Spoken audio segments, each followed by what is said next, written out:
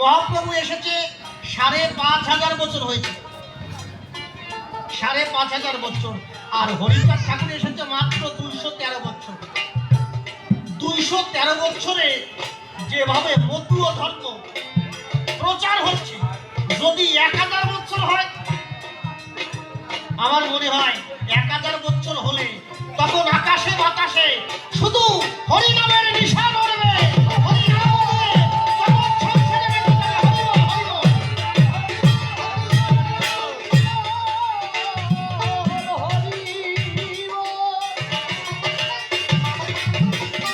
সবে মাত্র ২১৩ বছর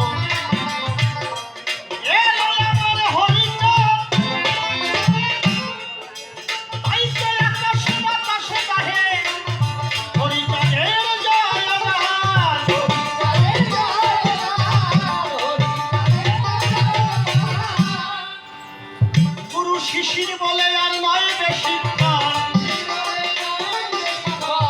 শিশির বলে আর নয় বেশি করতে জগৎ হরিদাস।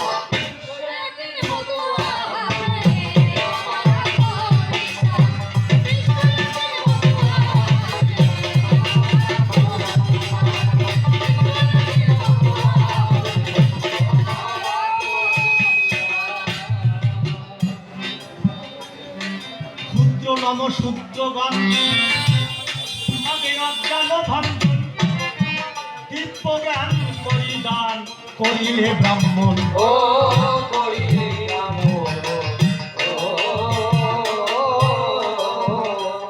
হরিনাম ধর্ম করিবি চরণ, ধর্ম করিবি চরণ, নাম ধর্ম করিবি চরণ, আসনে করলে চরণ। নম গুরু চক্র নম তম বিমল, নম গুরু চক্র নম তম বিমল। ও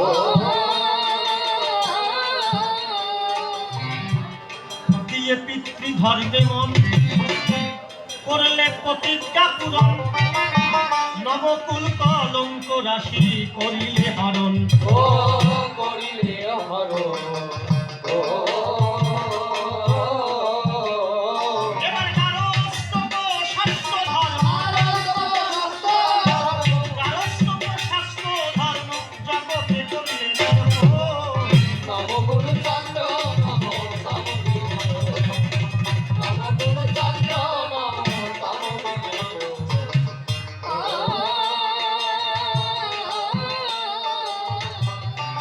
আমার হৃদয় আকাশে গুরুচাঁদ উদয় হয় এসে, তোমার রূপ মাধুরী নয়ন ভরি দেখব হরিষে।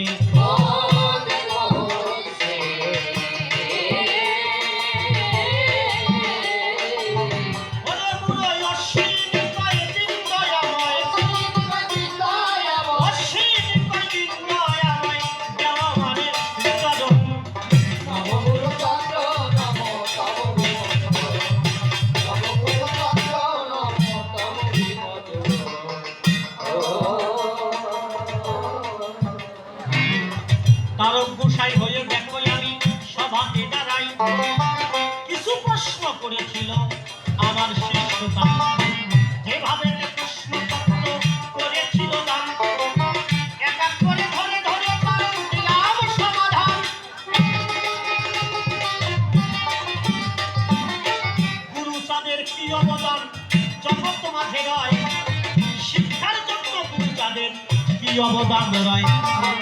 গুরুচাঁদরা অবদান জগৎ মাঝে রয়, ব্যাখ্যা করে বোঝাইব আমি ধর্ম সবার গায়। এখন আমরা ছেলেমেয়ে চাকরি করে না, এই যে ছেলেমেয়েরা চাকরি করছে, জানেন আমাদের নমশূদ্রদের চাকরি ছিল না, আমাদের নমশূদ্রদের চাকরি ছিল না। সর্বপ্রথম মীর সাহেব যখন উরাকান্দি আসলেন ১৯০৬ সাল, ১৯০৬ সালে মীর সাহেব আসলো। আসার পরে গুরুচাঁদ ঠাকুর বলল, মীর, এই জাতি যে শিক্ষা স্কুল করেছি, এই জাতি শিক্ষিত হয়েছে, এই জাতি চাকরি হয় না।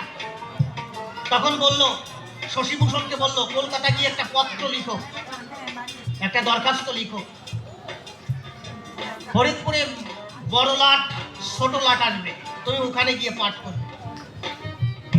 যখন গুরুচাঁদের সেই কথা শনিবারে পায়, গুরুচাঁদের আদেশ নিয়ে কলকাতাতে যায়। শশীভূষণ সেখানে গিয়ে পত্র লিখে যায়। সেই পত্র নিয়ে উদয় হলো পুরাকান্দির গায়ে। মীর সাহেবকে নিয়ে যখন ফরিদপুরে গেল, ওইখানে কিন্তু বড় লাট আর ছোট লাট ছিল। সবার সামনে ওই পত্র করে যে শোনালো, কি ঘটনা ঘটিল আমায় সবাই বলা ভালো। যখন ওই পত্র পাঠ করে শোনালো, বড়লাট বলল, কে এই ছেলেটা এত সুন্দর? ইংরেজি বলল, বলছে ছেলেটার নাম শশীভূষণ। বলছে কি জন্য এসেছে? বলছে এটা চাকরির জন্য এসেছে। বলছে একে চাকরি দেওয়া হয়নি কেন?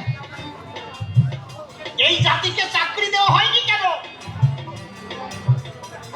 সর্বপ্রথম গুরুচাঁদ ঠাকুরের ছেলে শশীভূষণ চাকরি পেয়েছিল 1907 সালে। এই জাতির চাকরি ছিল না তখন। এখন ছেলেমেয়েরা যারা চাকরি করে, দেখা যায় তারা গুরুচাঁদ ঠাকুরকে মানে না। আমি করি বর্ণনা, তোমরা বুঝতে যদি চাকরি না থাকতো। আরে আমাদের তো জমি ছিল না। আমাদের নামে যে জমি, আমাদের 1922 সালে আমাদের নামে জমি রেকর্ড হতে শুরু করলো। গুরুচাঁদ ঠাকুর 1900 সালে তেবাগা আন্দোলন করলো আমাদের ঘাটালে, মেদিনীপুর। সর্বপ্রথম বলেছিল যে এই জাতির জমি নাই, নাঙ্গল যার জমিদার। সর্বপ্রথম গুরুচাঁদ ঠাকুর আন্দোলন করে বলল এই জাতির জন্য জমি চাই। তাই 1922 সালে গুরুচাঁদ ঠাকুরের আন্দোলনের জন্য তখন এই জাতি জমি রেস্টার।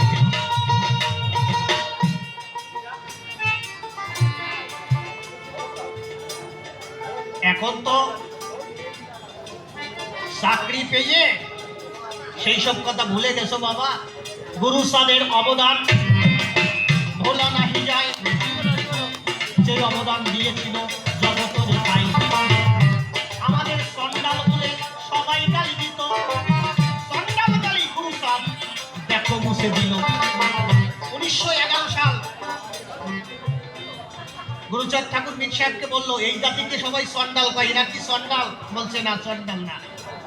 তখন গুরুচাঁদ ঠাকুর বলল, শোনো মীর, একটা কাজ করো, সারা ভারতবর্ষ জুড়ে লোক গণনার কাজ হবে। তুমি এক কাজ করো, ভারতবর্ষের আইনে সেন্সাস রিপোর্টে তুমি ওদের সন্ডাল গালি কেটে দিয়ে নমসূত্র করে দাও। গুরুচাঁদ ঠাকুরের আন্দোলনে ওই সন্ডাল গালি কেটে নমসূত্র লিখেছিল। এখন আমরা যে টাইটেলটা লিখি নমসূত্র, এ হচ্ছে আমার গুরুচাঁদের দাম। আমার গুরুচাঁদ ঠাকুর না আসলে নমসূত্র লিখতে পারতে না, সন্ডাল লিখতে হতো।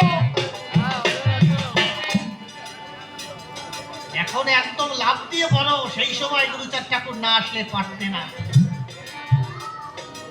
জানো এই জাতির জন্য একটা স্কুল করেছিল, স্কুল করতে চেয়েছিল গিরিশ বসু। কলকাতায় কাঠের ব্যবসা করতো। গিরিশ গিয়ে বললো গুরুচাঁদ ঠাকুরকে, বাবা আমি কাঠের ব্যবসা করে অনেক টাকা রোজগার করেছি, আমি একটা জিনিস, ভালো জিনিস করতে চাই, বাবা কি করবো? তখন গিরিশজি বললো, গিরিশ এই জাতির জন্য তুমি একটা স্কুল করে দাও। গিরিশ বসুরে বলো। গিরিশ বসু লোক কায়েস্ত, হায়ার কাস্ট। এই কথা বলার পরে গিরিশ বসু বাড়ি গেল, কিন্তু ব্রাহ্মণরা জানতে পারলো যে গিরিশ বসু স্কুল করে দেবে। ওই বাউন্ডা যে বললো, ও গিরিশ, শুনলাম তুমি নাকি এই সন্ডালদের স্কুল করে দেবা। বলছে হ্যাঁ। বলছে তুমি যদি স্কুল করে দাও, এরা যদি একবার শিক্ষিত হয়ে যায়, এরা যে সিটি পড়তে আমাদের বাড়ি আসে, একটা সিটি পড়তে গেলে 3 মণ সলা ভারিয়ে রাখি, এই সলা কি তুমি ভারিয়ে দিবা? এই বউকে জল আনতে পারে না, ওকে বালতি বালতি জল আনিয়ে দিয়ে যায়। ওরা যদি একবার শিক্ষিত হয়ে যায়, সিটি নিয়ে আসবে না আমাদের বাড়ি।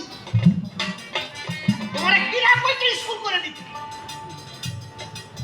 ব্রাহ্মণরা যে বললো, তোমার স্কুল করতে হবে না, তুমি যাও গুরুচাঁদ ঠাকুরকে যে কথা দিয়েছো ফিরে নিয়ে এসো।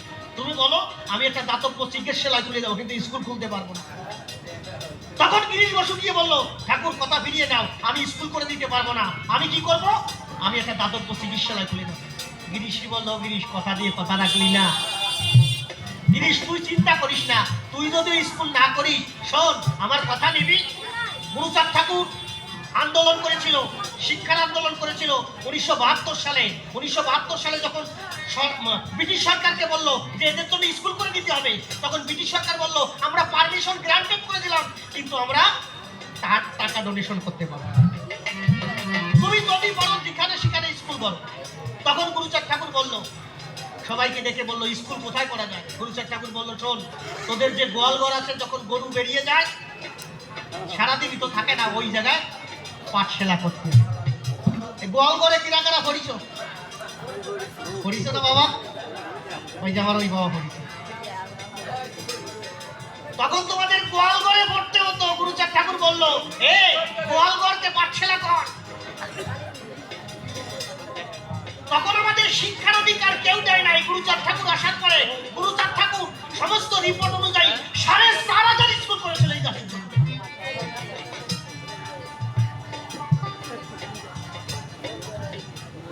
কেস করলো গুরুচাঁদের নামে, জানো? ব্রাহ্মণরা কেস করলো। কি কেস করলো? যে গুরুচাঁদ ঠাকুর লক্ষ লক্ষ টাকা ওঠে গুড়াকান্দি, এই টাকা কি করবে? এই টাকা গুরুচাঁদ ঠাকুর একা খায়, সরকার রেকর্ড দেয় না। দেও কেস দিয়ে দিল, কেস রিপোর্ট চলে আসলো ঠাকুরের কাছে, গুরুচাঁদ ঠাকুরের কাছে। গুরুচাঁদ ঠাকুরকে সত্যভামা বলল যে এখন কি হবে, তুমি এখান থেকে ট্যাক্স দিয়ে দাও। বলছে না, আমি ট্যাক্স দেবো না। 1979 সালে গুরুচাঁদ ঠাকুর নিজে হরিদাসপুরে লগ্নি কারবার ব্যবসা করল। ব্যবসা করে নিজে 20 টাকা দিয়েছিল ব্রিটিশ সরকারকে। উনি বলেছিল, এই টাকা হচ্ছে আমার বাবার ভক্তের টাকা, এই টাকা আমার না, একমাত্র এই টাকার অধিকার আমার বাবার ভক্তের। এই বাবার ভক্তের টাকা, এই টাকার অধিকার কারো নাই।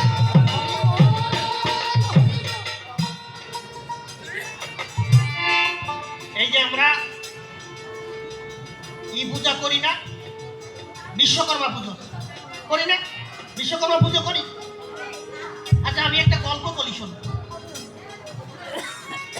এই দাদা ভাই আমার যদি 500 টাকা দেয়, যে আমার এই সোয়াটি বাজারে জমি আছে, শুকায় গেছে, এই 500 টাকা নিয়ে তেল কিনে আমার জমিতে একটু পরিপূর্ণ জল দিয়ে দাও। আমি দাদার কথা শুনে 500 টাকা নিলাম, মানে আমার শ্রমের মূর্তি আমি নিলাম।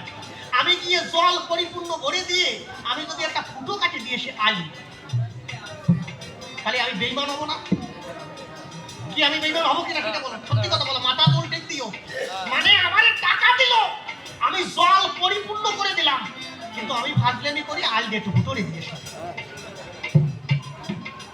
এই যে আমরা বিশ্বকর্মার পূজা করি, বিশ্বকর্মা কি করলো? 7 সদাগরের গোষ্ঠী, এই মানে মা মনসা যাইয়ে গোষ্ঠী শ্রাদ্ধ করতি না। মা মনসা করছে, আমার পুজো না দিলি তুই তোর গোষ্ঠী শ্রাদ্ধ করে দেব। এখন কি করবে? ছেলেরে বাঁচানোর জন্য 4 সদাগর বেঙ্গল লক্ষ্মীদার, বুঝেছো না? তখন কি করলো? একটা বাসর ঘর রচনা করার জন্য সব থেকে ভালো ঘর কে বানাতে পারে? বলছে বিশ্বকর্মা। বিশ্বকর্মা আমাকে বললো, আমার ঘরটা করে দাও বাসর ঘর, জানে মনসার কোনো সেলাবেলা ভিতরে না ঢুকতে পারে।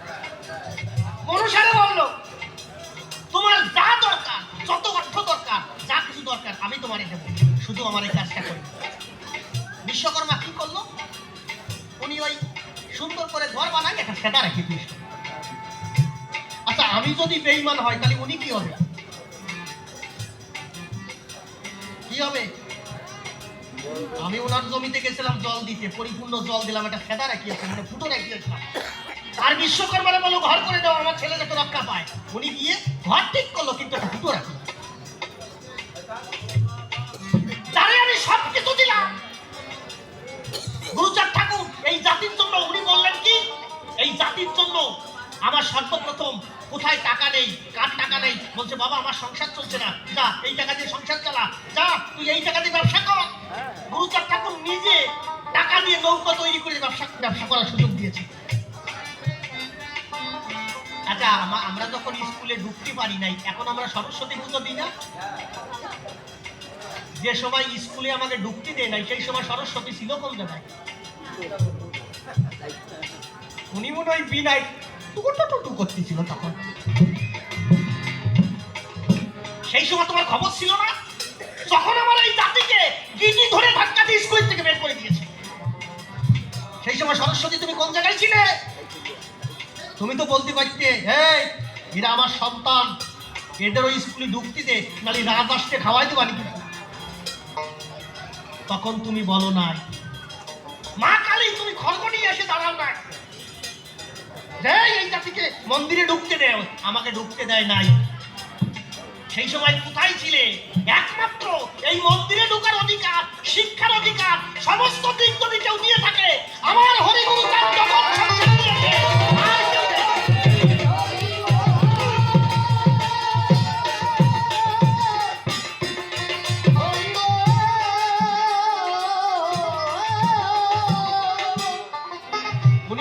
সালে মির সাহেবরে বললো, অবি কি? আরে গল্প তো অনেক বলা যায়, যে কয়জন মানুষ আছে একটু সাচ্চা কথা বলে যায়, আরে সাচ্চা কথাগুলো বলে যায়। গল্প প্রথম যা দিছি, এখন আর গল্প দিয়ে কাজ নেই, সাচ্চা কথা শোনো। 1907 সালে মির সাহেবরে বললো, অবি এই জাতি সুশিক্ষায় শিক্ষিত হবে কিভাবে বলো তো? বলছে, ঠাকুর এই জাতি শিক্ষিত করতে হলে একটা পুরো রহস্য আছে। কি? আগে মাকে শিক্ষিত হতে হবে। কারণ এরা জানে না, এরা নিজেরাই জানে না একটা সন্তান কিভাবে আনতে হবে পৃথিবীতে, একটা সন্তান কিভাবে লালন পালন করতে হবে। এদের যা শিখাইছে তাই শিখছে, কিন্তু আগে মাকে শিক্ষা দিতে হবে। এই শিক্ষা দেওয়ার জন্য সর্বপ্রথম 1907 সালে গুরুচাঁদ ঠাকুর উরাকান্দিতে মাতৃমঙ্গল নামে একটা সেবা কেন্দ্র করলো। তখন মাদের ডেকে আনলো, বলছে, ও মা, আচ্ছা তোমরা ছেলে মেয়ে বিয়ে দাও, ছেলে মেয়ে তোমরা যখন পৃথিবীতে আনো, ছেলে মেয়ে বিয়ে দাও কিভাবে? এখনো পর্যন্ত দেখবা আমাদের নমসূত্রদের ভিতরে এখনো আছে, এই ছেলে মেয়ে যখন বিয়ে দেয় গরুর সিনা খাওয়ায়। কি খাওয়ায় নাকি তোমার কাছে? খাওয়ায়। গরুর সিনা কেন খাওয়ায় বলো তো? জানি, ও আমার শাশুড়ি জানে, আমার শাশুড়ি জানে। শাশুড়ির কাছে জিজ্ঞেস করো, তার শাশুড়ি জানে, তার শাশুড়ি কাছে জিজ্ঞেস করো, আমি জানি না, আমার শাশুড়ি জানে। এইভাবে শাশুড়ি খুঁজতে খুঁজতে শাশুড়ি পাওয়া যাবে না। শুনে না, এই জন্য গুরুচাঁদ ঠাকুর মাতৃমঙ্গল সেবা কেন্দ্র করলো। এই গোসিনা খাওয়ালে কি হয় জানো?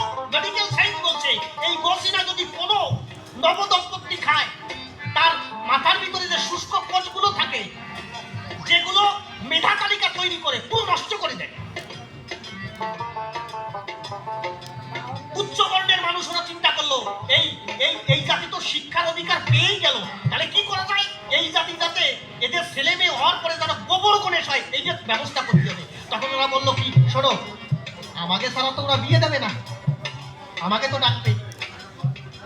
ওই যখন বিয়ে হবে দুইজনটা এমন কিছু খাওয়াতে হবে যাতে ওরা যার জন্ম দেয় সেটা যেন গোবর গণেশ হয়। তখন ওরা ব্যবস্থা করলো, এখনো পর্যন্ত এখনো নবসূত্রের নারীরা এখনো ছেলে মেয়েদের গোবর খাওয়ায়। আচ্ছা, আমরা গোসি না খাই, তাহলে উচ্চবর্ণীয় ব্রাহ্মণ যারা, ওদের বিয়ে ছেলে মেয়েদের কি খাওয়ায়? ওদের খাওয়ায় হচ্ছে ঘৃত মধু।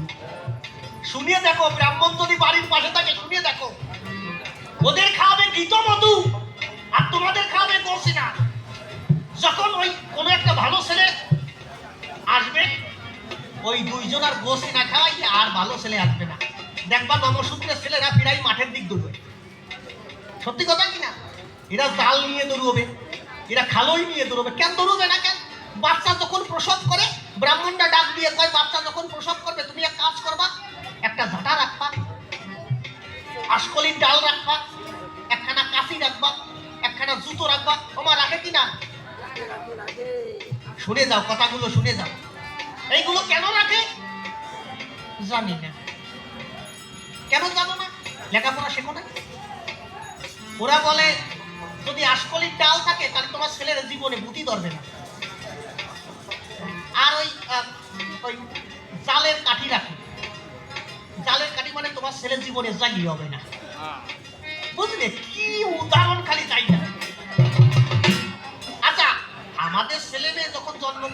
আমরা ঝাঁটা, আর যদি কোনো রকম ভূত আসে পরে ঝাঁটা দিয়ে ঝাঁটা মারলাম, কি যুক্তি?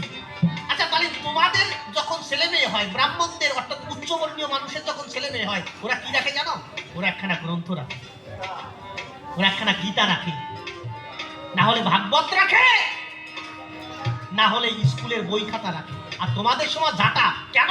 ব্রাহ্মণরা জানে, মেডিকেল সায়েন্স প্রমাণ করছে, একটা মানুষ যখন, একটা মা যখন বাচ্চা প্রসব করে, ওই বাচ্চা প্রসব করার সঙ্গে সঙ্গে ওই বাচ্চা যাই স্পর্শ করবে সেই স্পর্শ আনন্দ হবে। যদি জালের কাঠি ধরতে থাকে, ধরতে ধরতে ওই ছেলেটার বড় হলে ওই জালের কাঠি মানে ও বেশ জ্বালিয়ে, আর আশকলির ডাল মানে ও বড় হবে, যে জায়গা যাবে ওর বুদ্ধি ধরবে। মানে তোমরা কোন রকম জাতে উঠতে পারবে না, তার ব্যবস্থা রাখিছে, ব্যবস্থা রাখিছে এই উচ্চ জাত। আরে মা, গুরুচাঁদ ঠাকুর বলল শোনো, তখন মায়েদের 1907 সালে মাতৃমঙ্গল সেবা কেন্দ্র করার পরে সমস্ত মাকে বুঝলো, মা শোনো এইগুলো ছেড়ে দাও, বাচ্চা যখন প্রসব হবে তুমি কোন একখানা গ্রন্থ রাখো, তুমি ভালো কোনো জিনিস রাখো, এই এই জুতুয়া, এই ঝাঁটা এগুলো রাখবা না, এগুলো ছেলে মেয়ে নষ্ট হয়। আর বিয়ের সময় কোনো ছেলে মেয়েকে গরুচ্ছি না খাওয়া না, যে ব্রাহ্মণ ভরাটি আসবে ওরে একদম খাওয়াই দিবা। এই খালি যদি শুদ্ধ হয় আগে তুমি খাও। আরে কি বলবো রে, জাতির জন্য যে কি করে গেল। তোমার কটুক জমি আছে, কটুক জমি, সেই সময় আমাদের জমি ছিল না, 1 কাঠা জমি ছিল না, আমাদের নামে রেজিস্ট্রি হতো না জমি, আমরা হচ্ছে চন্ডাল। 1900 সালে গুরুচাঁদ ঠাকুর আন্দোলন করলো, না এদের জমি দিতে হবে। এখন তো তুমি 10 বিঘের মালিক, আমাদের সঞ্জিত দা এই কত বিঘের মালিক। গুরুচাঁদ ঠাকুর না আসলে জমির মালিক দাস হয়ে থাকা লাগতো। 1900 সালে আন্দোলন করলো, আর এরা কি করতো? এরা জমিদারের জমি করতো। জমিদার বলতো শোনো জমি করবা, 4 ভাগের 3 ভাগ আমারে দিয়ে দেবা, আর 1 ভাগ তুমি, 4 ভাগের 3 ভাগ আমাকে দিয়ে দেবা। সারের জমি, তারপরে জমি লাগাতে হবে, সমস্ত খরচা হবে। এখন দেখে ওরা জমি লাগাইলে 3 ভাগ দিয়ে ওরা দিনা হয়ে যায়। ওরা দিনা হয়ে যাবার পরে ওই দিনা শোধ করবার জন্য এই নমশূদ্রদের গাছের সঙ্গে বেঁধে বেত্রাঘাত করা হতো। আর এরা যখন জমিদার বাড়ি কাজ করতো, টাকা পয়সা চাইতো, বাবু আমি যে কাজ করেছি 2-3 টাকাটা দাও। এই সকালবেলা ভোরে টাকা চাইতে আসছি, সে এত সকালে কেউ টাকা দেয়? এই এত সকালে কেউ টাকা দেয়?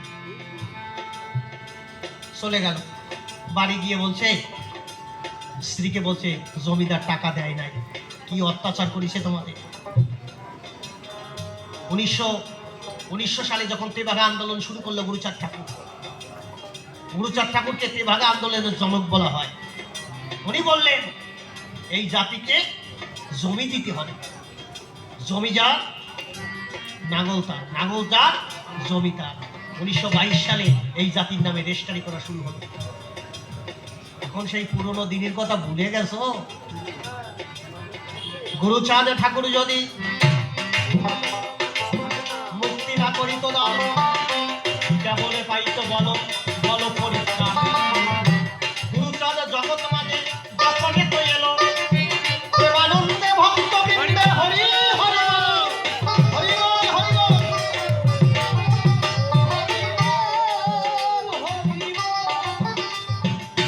শোনো শোনো শোনোই আমি বলি তোমার খাই, এই জন্য গুরুচাঁদের অবদান ভোলার কায়দা নাই। গুরুচাঁদ জগৎ মাঝে দেখো দিয়ে গেল, সেই ধর্ম জগৎ মাঝে আমাদের পাওয়া হলো। গানস্থ প্রশস্ত ধর্ম জগৎ মাঝে দেয়, সেই ধর্ম নিয়ে আমরা চলে সব সময়। অনেক ভাবে অনেক কথা বলিলাম আসরে, আপনারা বসে বসে শুনলে যত নারী নারী। কত বাজে বলো দেখি আমারও গোচরে? হ্যাঁ 10:30 বেজে গেছে, বলি তাই আসরে। অনেক সময় ধরে ধরে হলো কবিগান। আপনারা বসে বসে শুনলেন যত জ্ঞানবান।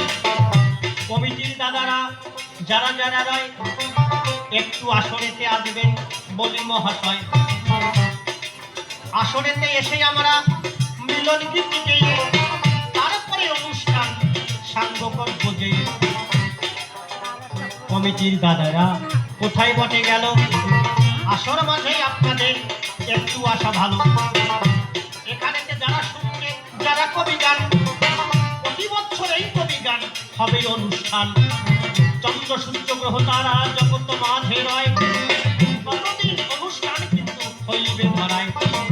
মিলন গীতি না শুনে যাবা না। আর একটা প্রশ্ন কি? ছেলে ভগবান আর বাবা ভগবান। ও ছেলে ভগবান বাবা ভগবান। হ্যাঁ, ছেলে ভগবান ও বাবা ভগবান কেমন করে হয় সেই কথা মনে রেখেছে ভক্ত মহাশয়। ছেলে ভগবান আবার বাবা ভগবান হলো কি করে? মানে হরিচাঁদ ভগবান আর গুরুচাঁদ ভগবান, বাপ বেটা ভগবান হলো কেন? কোনো অবতারে হয় নাই। ও শ্রাদ্ধ কম করে যায় এই বলতে। হরিচাঁদ ঠাকুর যখন লীলা সাঙ্গ করেছিল, লীলা সাঙ্গ করার সময় হরিচাঁদ ঠাকুর বলেছিল, তখন ভক্তরা কেঁদে যখন আকুল হয়ে যায় তখন বলছে তোরা ভয় পাইস না, আমি গুরুচাঁদের ভিতরে থাকবো। তারক গোসাই মানে আমাকে কথা দিয়েছিল ঠাকুর যে আমি যেদিন চলে যাব, চলে যাওয়ার আগে তোর সঙ্গে দেখা করি। আমি যখন কবি গান গাই, ছোট্ট একটা ছেলে আমাকে ডাক দিয়ে কয়, গোসাই তোমাকে ওই নদীর কিনারে একটা বট গাছ আছে, ওই জায়গায় একজন তোমাকে ডাকছে। আমি এই কথা শোনার পরে যখন গেলাম নদীর কিনারে, নদীর কিনারে আমি যখন এতে যাই, সেখানেতে দাঁড়িয়ে আছে হরি ক্ষীরোদ সাই। দেখলাম যে হরিচাঁদ ঠাকুর দাঁড়িয়ে আছে। আমি তো বাবা তুমি এই জায়গায়? বলছে তারক তোরে আমি বলেছিলাম না আমি যাওয়ার আগে তোর কাছে দেখা করে যাব। তারক গোসার কাছে এই কথা যখন বলেছিল, হরিচাঁদ ওখান থেকে অদৃশ্য হয়ে গেল। আমি ভাবলাম কি হয়েছে বুঝতে পারি নাই, তাড়াতাড়ি আমি এখন উড়াকান্দি যাই। উড়াকান্দি গিয়ে দেখি সবাই কান্নাকাটি করে, হরিচাঁদ নাই নাকি ওই উড়াকান্দির ভিতরে। সবাই দেখি কান্নাকাটি করে, কিন্তু গুরুচাঁদ ঠাকুর তারক গোসাইকে দাদা বলত, কোনদিন গুরুচাঁদ বলে ডাকে নাই। ওই দিন দেখার সঙ্গে সঙ্গে গুরুচাঁদ ঠাকুর তারক গোসাইকে বলছে, হে তারক তুই এই জায়গায় ছিস কেন? যা, বাবা নাই, চলে যা তুই। তারক গোসাই ভাবছে এইভাবে তো জীবনে গুরুচাঁদ আমার সাথে কথা কয় না, এইভাবে কথা বলছে কেন? মনে হচ্ছে হরিচাঁদ ঠাকুরের মতো শাসন করছে। যখন গিয়ে তারক গোসাই গুরুচাঁদের সম্মুখে দাঁড়ালো, গিয়ে দেখে অপূর্ব মুক্তি সেখানে হয়ে গেল। গুরুচাঁদের ভিতরে দেখে হরিচাঁদ দেখা যায়, সেই দৃশ্য দেখে পায়ে লুটে পড়ে সেই সবার। দেখে হরি গুরুচাঁদ মিলন হয়ে গেল। প্রেমানন্দে ভক্তবৃন্দে হরি হরি বল, হরি হরি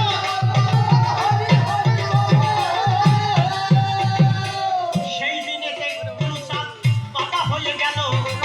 তারক গোসাই বাবা বলে প্রণাম যে করিল, তখন একটি ডাক দিয়ে গুরুচাঁদ কয়, বাবা যখন বললি তারক এ বলিয়ে সময় শোন, এই জাতিকে উদ্ধার করতে হবে, তাই তোর লিখনির দ্বারাই হবে, দেখো মিথ্যা কথা নয়।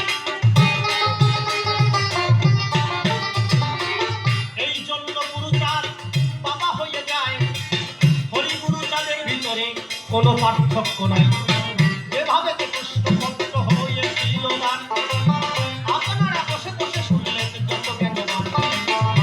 তবে আর বেশি কথা বলে দরকার নাই, আমাদের মতো এখনেতে মিলন গীতি গায়। মিলন গীতি না শুনে যাবেন না কোনো জন, আমরা দুজনেতে হইব মিলন। কমিটির লোক কোথায় গেল?